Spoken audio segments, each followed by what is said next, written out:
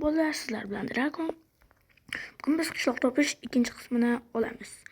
Prosta sizlarga men kommentlarda bosinglar, yazini bosinglar desam, sizlar yozmasizlar. Bo'pti, endi o'zim bosaman. Yangi skinim esa Fayzinikiga juda o'xshash.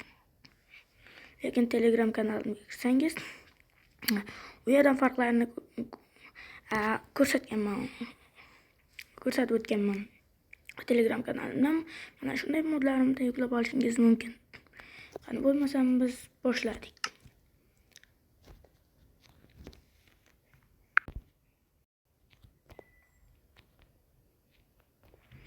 Boshqa ovozlar tushib qolgani uchun uzr so'rayman. Bizning birinchi serimiz bu final.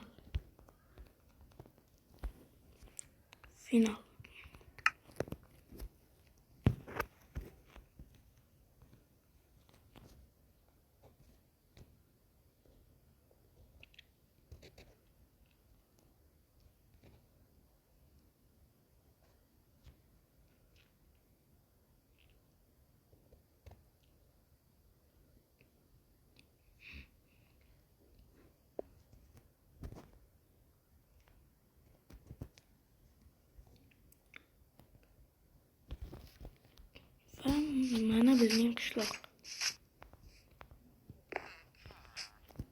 Va siz bilmagan narsa bo'lishi mumkin. Bu yerda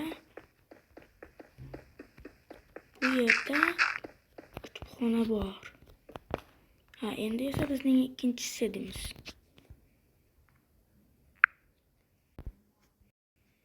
Bizning ikkinchi serimiz bu 1700.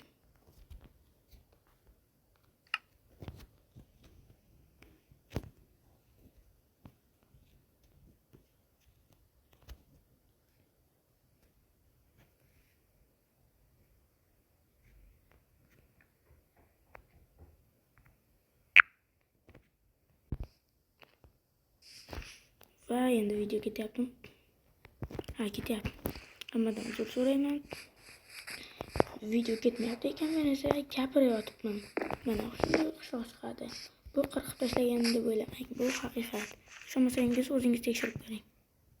Bizning 3-serimiz. Qani olg'a.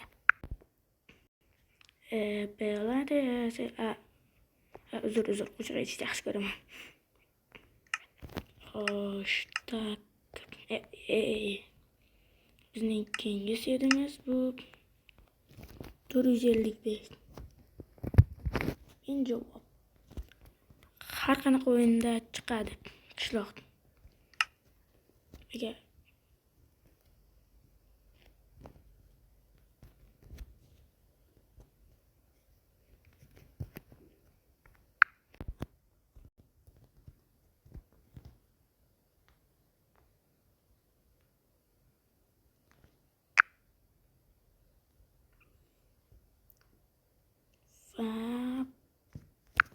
balakat videoni ol. Mana bu videoni ol. Hoppada engalanib. Tugma ishlamayapti-ku.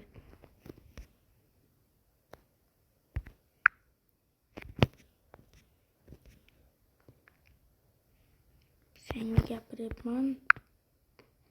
Nega meni chiqarib yuboryapsan o'yinga? Men video olyapman axir. Sen bilan olishishga vaqtim yo'q.